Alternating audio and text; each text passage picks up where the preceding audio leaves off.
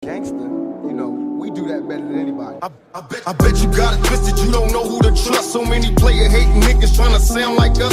Say they ready for the front, but I don't think they know it. Straight to the depths of hell is where them cowards going. Well, all you still down, nigga, holler when you see me. And let these devils dissolve for the day they finally free me. I got a caravan of niggas every time we ride.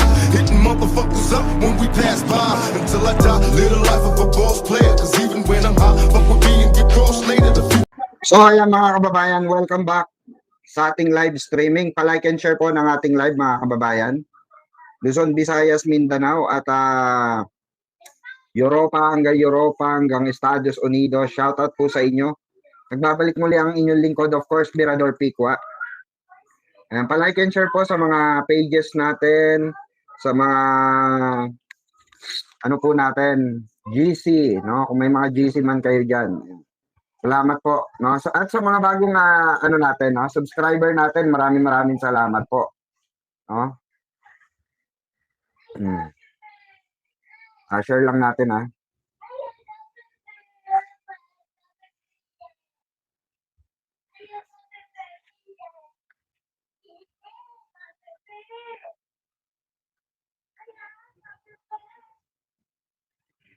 Ayan. So ayun nga ba pag-uusapan natin nga ngayon mga kababayan. So pag-uusapan nga natin itong mainit na balita, breaking news mga kababayan. Ito pong naku, si Mike Defensor pala mga kababayan. Itong pamilya pala nito ay sangkot pala sa ano, 'di ba? Sa tawag dito, mga prostitution at droga mga kababayan diyan sa Pasay. Ayan, like Ma'am Elena Garcia, shout out, 'di ba? Ito yung sinasabi natin mga kababayan palagi, no? Yung mga taong may katarantaduhan talaga, sila yung may ingay eh. Kung sino yung mga may katarantaduhan, tignan nyo si Chavit Singson, di ba? Si Manong Chavit, ingay ng ingay, kaya pala maingay mga kababayan, humihingi pala ng tulong kay PBBM. Dahil may magsasampa sa kanya ng mga kaso laban sa kanya. Sa mga anomalya na pinagagawa niya sa tawag dito sa norte, di ba? Sa Ilocos. Yun yung sinasabi natin mga kababayan. Tapos plano pa palang tumakbong senador ni Tanda mga kababayan. May nagka-campaign sa kanya as a senator. Kayo ba mga kababayan, iboboto nyo ba yung mga ganyang klase na grabe yung dungis, grabe yung bahid ng korupsyon, diba? Alam niyo ginagawa lang kasi nila to mga kababayan, no, mga kabibiyan, mga solido diyan. Ginagawa kasi nito ng mga to, ang ginagawa po nila is ginagamit nila yung posisyon nila or pagtakbo nila sa posisyon upang upang matakbuhan or makoveran yung kanilang mga katarantaduhan na ginawa nung sila ay hindi pa nakaupo. Kaya pansinin niyo si Quiboloy, pansinin niyo. Example na lang natin si Quiboloy, mga kababayan. Mga DDS, makinig kayo For example, si Quiboloy. Di ba nung kinasuhan siya, nung kinulong siya, mga kababayan, pinakulong siya, dinampot siya. Mungkatin nyo, di ba? Tumakbo pa siya pagka senador. Dahil akala niya mananalo siya. Kasi nga, pagka pumasok siya as senator, no, may tendency, mga kababayan, may tendency na na matakbuhan niya or mabigyan siya ng pribilehiyo, 'di ba? Syempre, na siya, magiging public service siya, servant. Magpa-public service siya. So, yun yung magiging dahilan para makalaya siya. Mabigyan siya ng amnestiya kung sino man yung, 'di ba? O makaalyado niya na maghihingi ng kanyang kalayaan, 'di ba? Pero dito kasi, mga kababayan, kagaya na lang nito ni Sara sa ni Digong na parehas na naghihirap ngayon. Diba? Real talk lang mga kababayan. Parehas na sila nagdurusa mag-ama ngayon. Unang-una mga kababayan sa dahig. Uumpisahan na po. Yung trial niya ni Digong. Bali dalawa ang sabay mga kababayan. Yung trial ng impeachment ni Sara Duterte at yung trial sa ICC ni Digong. Mag-amang mag-ama mga kababayan. Di ba? Mag-amang mag-ama. Yung isa, ang kaso, isa ano no, against humanity, mga kababayan, 'di ba? Extrajudicial killing. Ito naman no, pang-uumit. Oo, itong anak niya pang-uumit pagnanakaw, kababayan, 'di ba? Oh, mungkatin niyo mga kababayan. No, mamaya tatalakayin natin 'yan, tatalakayin natin 'yan. Tatalakayin po natin 'yan kay Sara Duterte. Dito muna tayo kay Digong, no? O eto nga mga kababayan, kung sasariwain lang natin, no? Kung matatandaan natin mga kababayan, etong sila Digong, etong sila Mike Defensor, etong maiingay, sila Chavit, nung panahon na gumawa sila ng eksena, may interim, sisimulan na, no, yung pag, tawag dito, yung hearing ni, ni Digong, di ba, umpisa na. O, tapos, ang ginawa nila, tawag dito, Mike Defensor, nila Chavit, ang grupo ng mga Duterte, nag-ingay sila, di ba? O, nag-ingay sila. Tapos, ang ginawa nila, nag-set sila ng stabilization laban sa ating mahal na Pangulo. Kasi nga, ang sinasabi nila, dahil daw kay Pangulong Bongbong Marcos, kaya nakulong si Digong. Hindi po, mga kababayan. No? Ang katotohanan po niyan, si Digong mismo ang umamin. Umamin siya, inimbestigahan siya, dumaan siya sa due process eh. 'Di ba? Umamin siya mismo. Naka-under oath po 'yan. Na mismo ang sinabi niya na kasalanan niya. Ang kasalanan niya ay yung extrajudicial killing lang or EJK, 'di ba? Tapos sasabihin na naman ng mga DDS diyan, anong pruweba mo? Puro ka ngal-ngal diyan. So syempre, meron tayong pruweba, 'di ba? Napakinggan dito. So ito yung natin, okay? Pakinggan natin to pakinggan natin. Wait lang, pakinggan natin to. Ito. Kung bakit nga ba, nasa ICC. Ang proseso, kung ang desisyon yan na mauuwi na nga sa pag-ibig kay dating Pangulong Rodrigo Duterte. Balikan natin ang mga nangyari sa bansa na matayan ng mga kaso hanggang sa pag-aresto kay Duterte at sa hakbang ng prosekusyon at depensa sa ICC. Nakatutok si Chino Gaston. Yes, I'm not saying that you kill them, but the order is dead or alive. Mula na maupo sa Malacanang noong 2016, hindi nang himing magbitaw ng mga ganyang utos si dating Pangulong Rodrigo Duterte. Tuloy ang mga pagpatay sa ngalan ng drug war na umabot sa libo-libo. Do not kill intentionally, but killing is murder. At kung may baril, at kabunot pa lang, kung nasa baywang na, barilin mo na. Kasi bubunot talaga yan at ikaw ang mamamatay. 2017 nang dumulog na sa International Criminal Court o ICC ang abogado ng nagpakilalang hitman ng Davao Death Squad na si Edgar Matumato. 2018 naman nang buksan ng ICC prosecutor ang preliminary investigation sa Pilipinas. Pero si Duterte hindi natinag. Ang kasalanan ko lang yung mga extrajudicial killing. At ikinalas ang Pilipinas sa Rome Statute noong March 2019 ang kasunduang nagtatag sa ICC. Gayet naman ng ICC, nasa jurisdiction nito ang Pilipinas sa mga taong bahagi pa ito ng Rome Statute. May itong ICC, I will not, why would I defend or face an accusation before white people? You must be crazy. Wala na sa pwesto si Duterte nang mag-imbestiga na rin ang Senado na dinaluhan pa ni Duterte. Ako, di makulong, di masamagulong. I can make the question now if you want. It's not talagang nangyayari ko. Meron akong death squad. Ito, pero hindi yung mga pulis. Hayahay sa fentanyl, Lods. Gangster.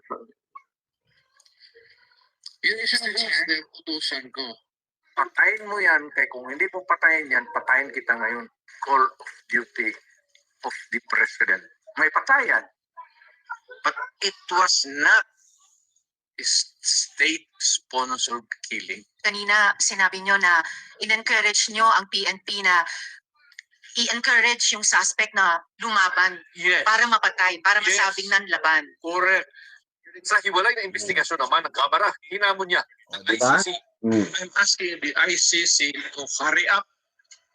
Magpunta na sila dito bukas, umpisahan na nila ang investigation.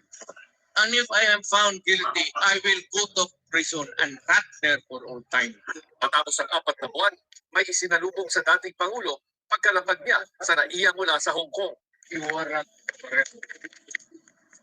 So, you will just have to kill me. Inescortan siya papunta sa Sabay ganun, no? at sinilbihan ng arrest warrant na inisyu ng ICC. Sa kabila ng tangkang pagharap ng kanyang mga kaanak at taga-suporta,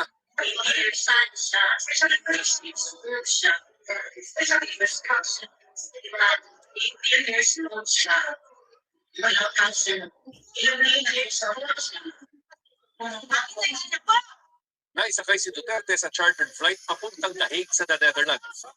Ikinulong sa ICC Detention Center si Duterte at naging unang dating Pangulo ng Pilipinas na pinaharap sa ICC. Ang Rodrigo Roa Wa, Duterte. Duterte. That's my first middle name is Roa. Wa, The surname is Duterte. Duterte. Habang nakakulong siya, kinwestiyon naman ng kanyang defense team ang jurisdiksyon ng ICC. Humiling din sila ng interim release o pansamantalang paglaya at ng indefinite adjournment dahil sa kawalan na umano ni Duterte ng kakayahang makaalala kaya hindi na kayang sumalang sa paglilitis. Pero karamihan sa mga petisyon nila ay mababasura kahit iapila pa sa appeals chamber. Pinagbigyan naman ang hiling noon ng depensa na may pagpaliban ang Palike and share po mga kababayan, ha? Sa mga ano natin dyan viewers. Nitong huling linggo ng Pebrero kung saan inilatag ng prosecution at depensa ang kanilang mga argumento para matukoy kung may sapat pang ebidensya para ituloy ang paglilitis sa dating Pangulo. That's the man before you for this hearing. Even if he's not in court today, he repeatedly promised to kill people, his own people, Correct. elected president. He said it, he did it, Yes. that's who he is. There is no Yes. smoking gun in this case. Not one witness relevant to any of the 49 incidents with which Mr. Rodrigo Duterte is charged will testify that he received a direct order from the former president to go out and kill someone. Ah, Pero kahapon, nabasura ang apila ng depensa na kumukwestiyon sa jurisdiksyon ng ICC sa kaso. The appeal chamber by majority, as a conclusion, has rejected all 4 grounds of appeal. Kasunod yan, inanunsyo ngayon ng ICC na tuloy na ang paglilitis sa dating Pangulo. Siya ang magiging kauna-unahang dating presidente ng Pilipinas at Asian head of state na lilitisin ng ICC. Sino Gaston Nakatutok, 24 oras. Di ba mga DDS? Mga DDS, narinig nyo, di ba? Kung paano magsalita ang puon nyo. Ito ang mahirap mga kababayan sa totoo lang. Real talk tayo. Ito ang mahirap sa mga DDS. Kahit na yung tatay nilang karton na nagyabang, nagsabi, di ba? Na siya ay nag-utos, patayin mo yan. Kaya hindi mo patayin yan, ikaw ang papatayin ko. Ito naman si Kaufman, ang mali rito. Alam naman niya, halatang tinatarantado ni Kaufman tong mga Duterte. Alam niya o bakit? Alam naman ni Kaufman na mismo si Duterte, sinabi ni Duterte yon under oath, investigation po yon. So hindi ka pwede na sasabihin mo, joke lang yun. Walang ganun dun. No? Walang ganun sa pag na-under oath, mga kababayan. Tandaan nyo ito. Yan ay matibay na laban sa'yo. Dahil yan ay under oath, sariling salaysay mo yan na pinagtitibayan mo. At nagtatanong sa'yo, sino po? Yung mga tao nakakasabi dyan. During your under oath. Yung mga tanong sa'yo dyan, laban sa'yo yan. Kay Digong, di ba? Sinagot niya si Senator Risa. Naka-under oath siya. Ito yung sinasabi natin, yung nauuna yung yabang. Tandaan po natin mga kababayan, ang mali kasi dito sa mga Duterte na to, feeling nila, ito yung nakatatak kasi sa mga probinsya, feeling nila, pag public official sila, siga sila, may kapangyarihan sila.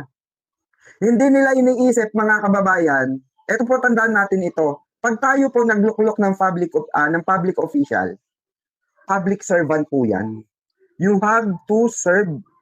You have to serve dyan sa nasasakupan mo or sa bansang nasasakupan mo sa president. At yan po ang ginagawa ni Pangulong Bongbong Marcos. Kasi kung tutusin, kung gagayahin niya ang estilo ni Digong, yung sinasabi nyo, dapat may tapang, dapat may papatay, dapat kagaya ni Digong, magagaya din siya kay Digong yo. Kung gagayahin niya ang style ni Digong. Kaya naman gawin yan eh. Oo, kayang gawin yan. Kayang gawin po yan kahit na sinong presidente. Pero bakit hindi nila ginagawa? Kasi nga matino ang utak nila. Matino ang utak nila. Hindi kagaya ni Digong po, sabog sa fentanyl ito eh. Mismo nga siya nagsabi, hayahay siya sa fentanyl, mga kababayan. Nagtuturok siya ng fentanyl. Overdose siya sa fentanyl. Feel like heaven nga eh, di ba?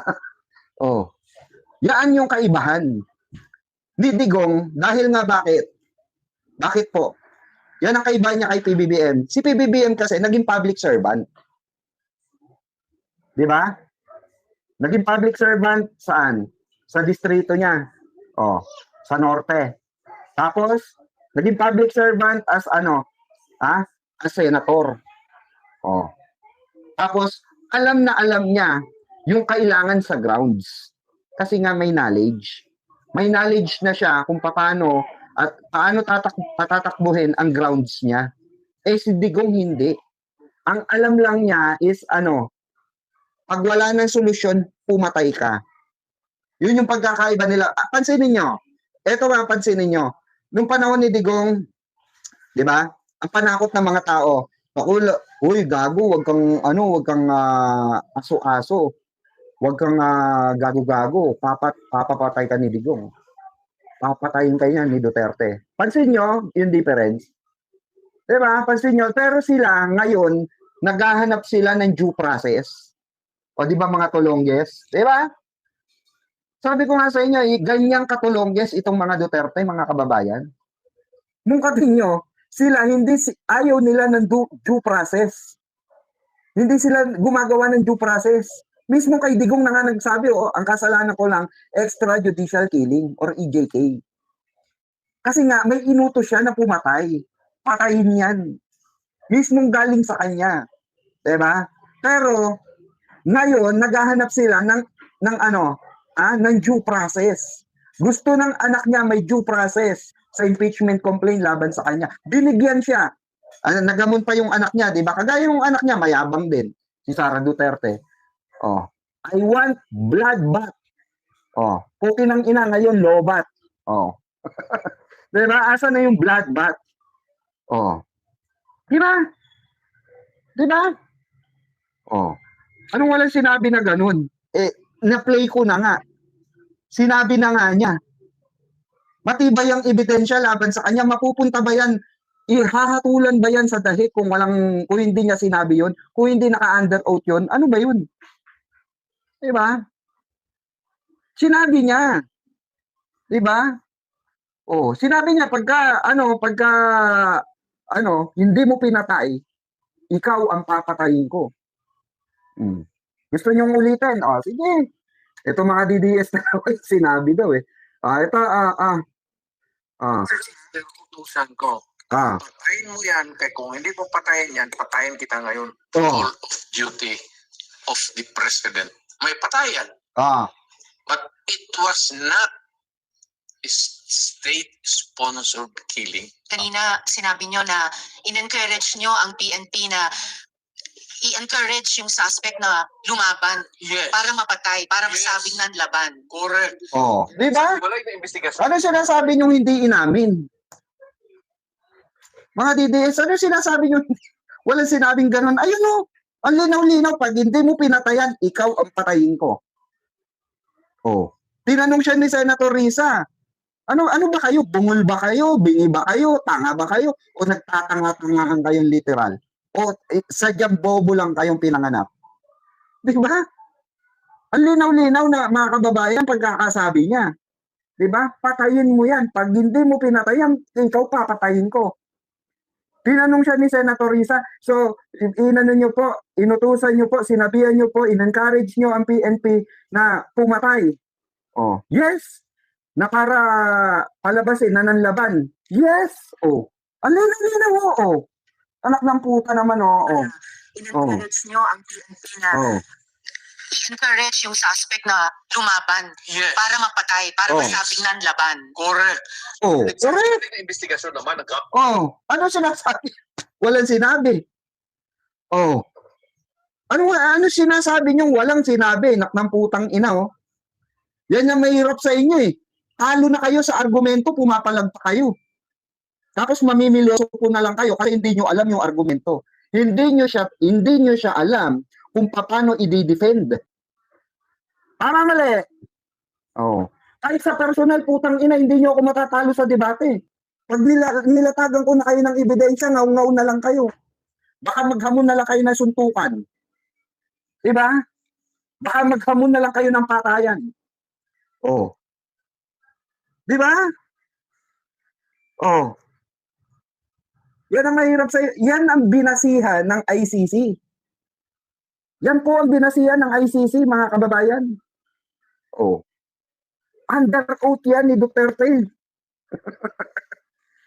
Naka-under oath siya dyan. Oh. Diba? Ang linaw-linaw. Kasi words by words yan eh.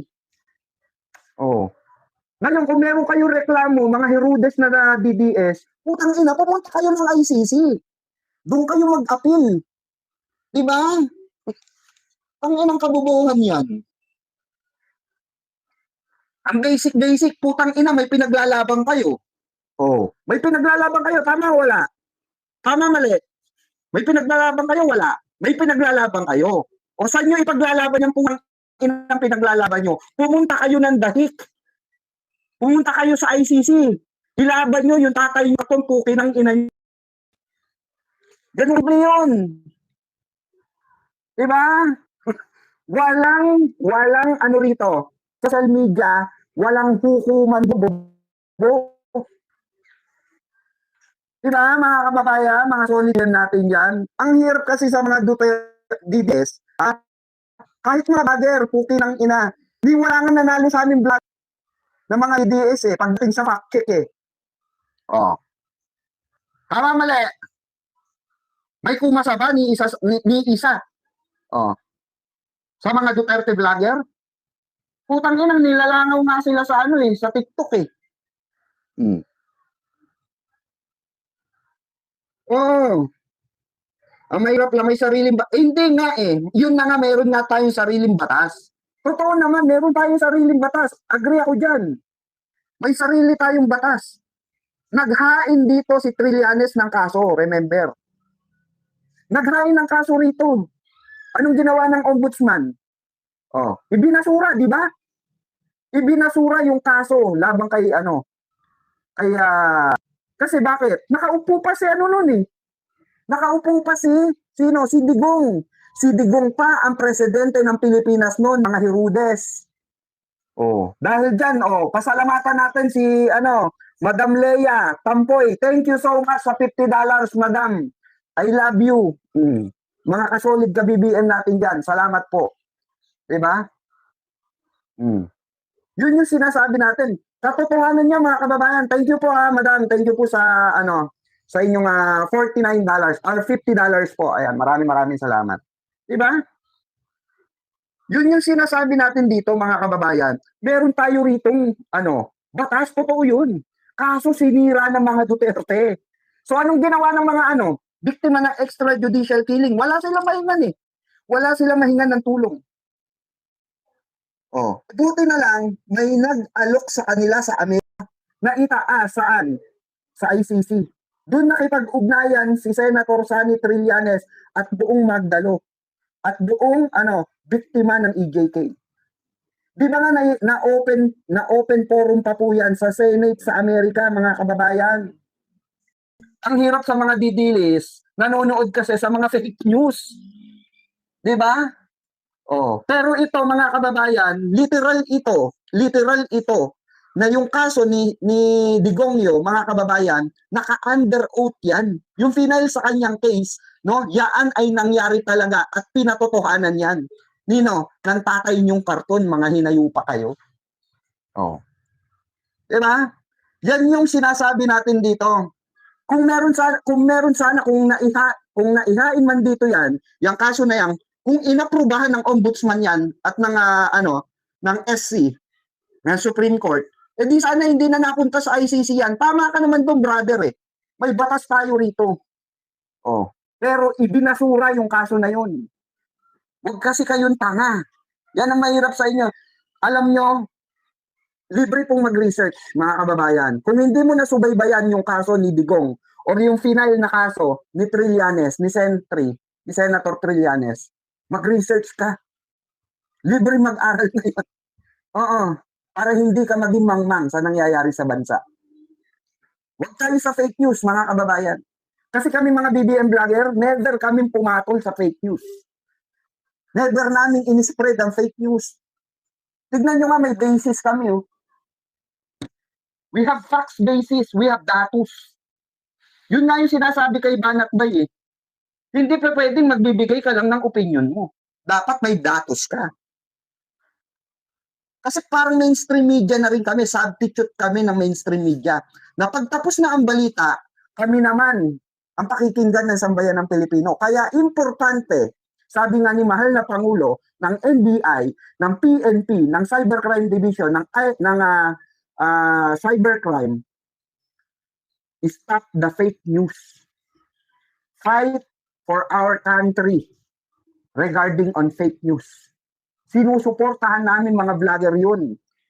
Sinusuportahan namin nila Boss Mike Cervera, ni Boss Nyolo, ni Alicia, Ballpoint Man, at kung sino-sino pang vlogger, Biyahe ni Koy, Nyolo, Jeff Magnus, Chris Ulo, si Sangkay, marami pang iba. Marami kami na lumalaban sa fake news, ka-coffee, lahat ng BBM vlogger. Ang lagi namin sinasabi sa mga vlog namin, stop that fucking fake news. Pag meron nga nagfe-fake news laban sa mga DDS, kinokorek namin. Kunwari, alam niyo yung nilabas na butot balat na si Digong, nasa ospital? Kami mismo, ng mga BBM vlogger, sinabi namin, do not spread this picture, mga ka-BBM. Fake news po ito. Malakas po si Duterte. Kumakain si Duterte. Hindi po totoong na-ospital siya. Kasi alam nyo, ginagamit kasing propaganda yun, mga kababayan. Ginagamit na propaganda yun ng ng mga Duterte rin. Para kaawan sila. Diba? Para masabi, mga kababayan, na na ay, kailangan iuwi na si tatay dito. Maluba na, sakit. Diba? Gagawin drama yan. Kaya kami, bilang isang matuwid na vlogger, kailangan namin i-spread yung nasa balita lang. Yung mga tamang lumalabas lang. Diba? Yan na naman, isa ka rin bayaran. Yan yung sinasabi ko eh. Wala na ba kayong ibang maibabato kung hindi bayaran? Pag hindi pabor sa inyo, mga DDS, sasabihin nyo bayaran. Remember, some of us galing sa mga Duterte. Galing sa mga Duterte. Remember that. Some of us, kagaya ni Paul Nino Barsaga, diba? Sinabi niya na may bayaran na nangyayari sa Duterte administration noon. Hindi kami yun. Sila yun. Diba?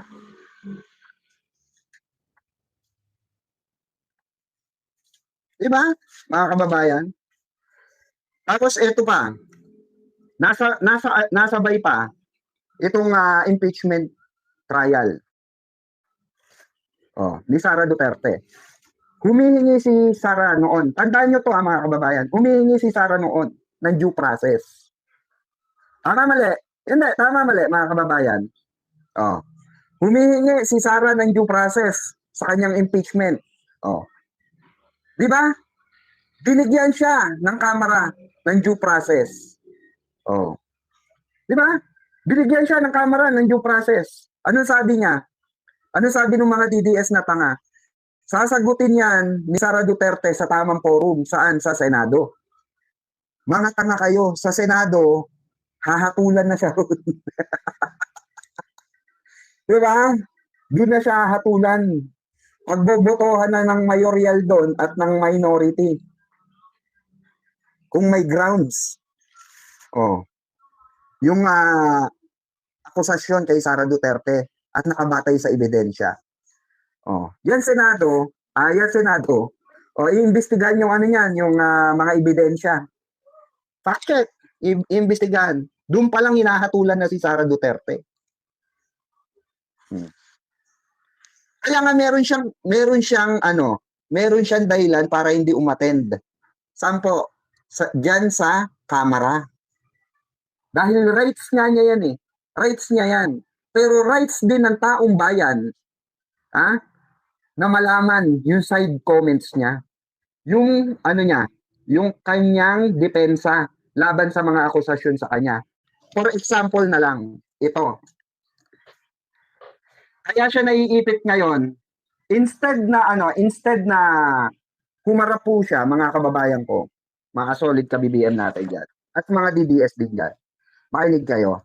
Instead na humarap siya sa tamang forum, sa social media po siya humarap, kasama ng mga attorney niya. Tapos process, wala pong due process sa social media. Alam nyo po, meron sa social media, alam nyo po, mga vlogger, content creator. Ang social media ay tambakan ng Marites. Diba? Ang tamang forum niyan, para mabswelto ka, doon sa pagdinig. Bungkatin nyo mga kababayan, gaano kabobo yung mga ni Sara Duterte, attorney niya. 16 attorney niya, eto natatawa ako dito. Bungkatin nyo, attorney yan attorney ulitin natin, attorney yun, attorney, mga nakapasa yun.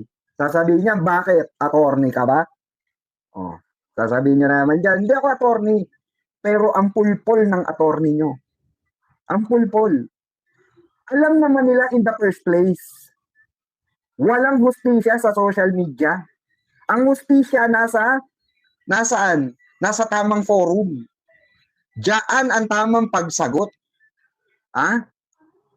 Diyan sa Kamara. Diyan ka dapat sumagot dahil diyan ka inaantay ng sambayan ng Pilipino. Instead na okay sana Instead na okay na sana mga kababayan. Mas lalo siyang napulaan. Mas lalo siya nabutasan. Mabubutasan talaga siya diyan. Kasi nga katangahan yung ginawa nila katangahan yung ginawa nila Diba? Kasi nga, bakit katangahan? Hindi naman yan ang social media, putang ina, wala namang hakatong sa'yo dyan. Ang hahatong sa'yo dyan, mga chismoso at mga chismosa. Ibig sabihin nun, pag-iingay lang ang ginawa mo. Kabobohan, hindi ginawa mo. Mungkatin nyo, paano magiging under oath yung defense niya? Paano patitibayin ng ng Kamara yun? Sa social media lumabas yun. Yung depensa niya. Paano? Gangster, we do that better than anybody. I bet you got it twisted, you don't know who to trust. So many player hating niggas trying to sound like us. Say they ready for the front, but I don't think they know it. Straight to the depths of hell is where them cowards going. Well, all you still down, nigga, holler when you see me. And let these devils be soft for the day they finally free me. I got a caravan of niggas every time we ride. Hitting motherfuckers up when we pass by. Until I die, live the life of a boss player.